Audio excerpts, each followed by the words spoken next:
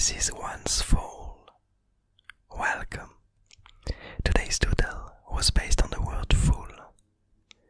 And for this peculiar doodle, we once again find ourselves with one of these masked creatures, this plant colony that somehow manages to grow from these tiny rock contraptions, these tiny rock structures that seem either extremely light or that these roots are extremely strong and able to move these different rocks around.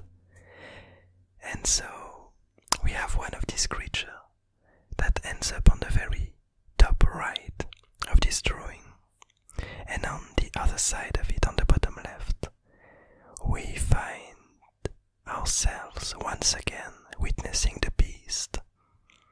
This creature that first had been attracted by the seedling king.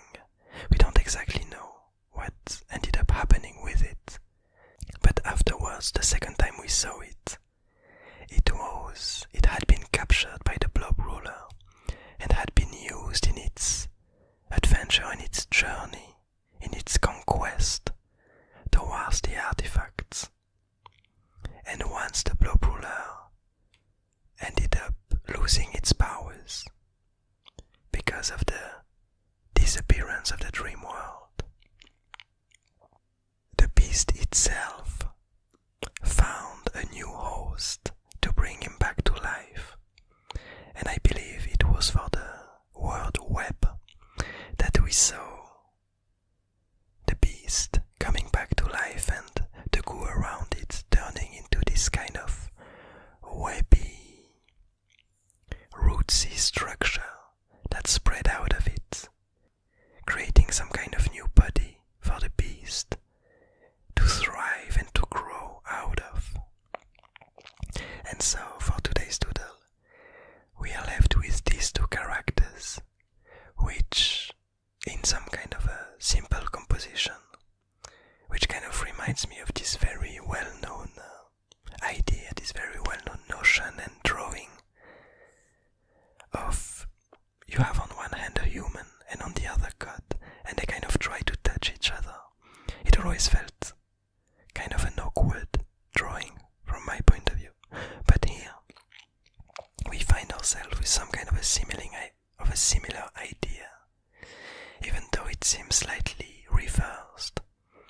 So we have this masked plant creature that somehow seems really curious about the beast and is feeling kind of attracted to it, attracted by these limbs that slowly raise upwards, that slowly try to reach high into these super light rocks. And what we see is kind of the third character that we only slightly mentioned, which is the interloper. We see it once again inside of the eyes of the beast, almost controlling its movements or pushing it to go further and to spread. And I'm quite curious. I often say that, but I'm quite curious as to what's gonna happen here, because we don't exactly know what's the power balance here. We do know that the beast wants to spread, and we do know that these masked characters are quite curious,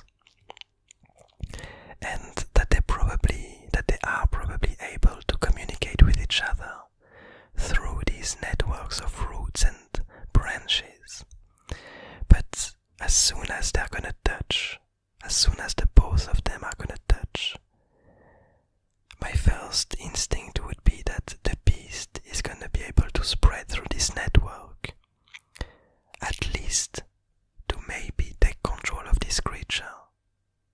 But I'm not sure at all, because we could imagine that these plants and these masked creatures have been there in the Abyss Garden for quite a long time, and they might have developed some kind of safety system, security mechanism to allow them themselves to survive such a long time out of the spread of infection.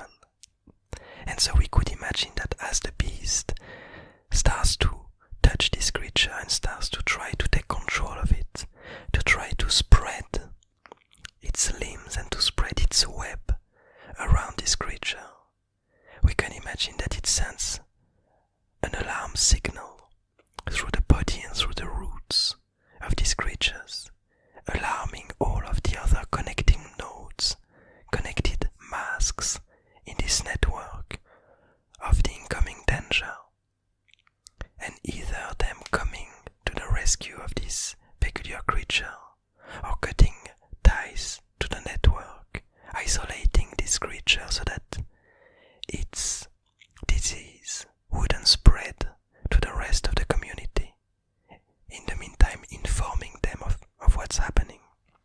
A bit like a computer network that somehow realizes that one of its nodes has been infected, isolating it and spreading the information through the rest of the network so that everybody knows what's happening. And I think it's kind of an interesting take on it.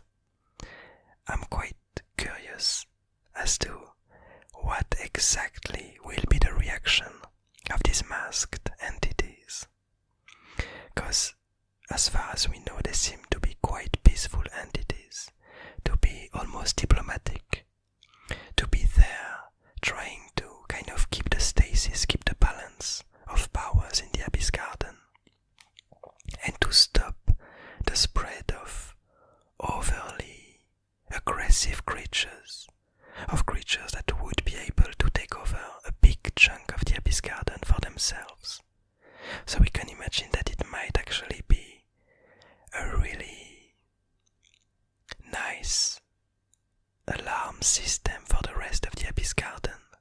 As soon as these characters are able to identify a threat, that they might be able to communicate it to the rest of the Abyss Garden. I wouldn't be surprised if the Seedling King would be informed of this a few instants after it occurs, because we saw that a few masks kind of were inhabiting the same places as the Seedling King. But another interpretation, another possibility, would be that the beast would manage to take control of one of these nodes without the rest of the network kind of realizing it, which would lead to something really interesting. Because then we would have the beast's corruption slowly spreading into one node after another, taking control of the masks and being able to have a great field view of the Abyss Garden and gather a lot of information to help it spread further and engulf more and more of the different places and the different lands that exist inside of this garden. But anyway, I hope you enjoyed this doodle. I hope you enjoyed the explanation behind it. I hope you're having a nice day, a nice evening,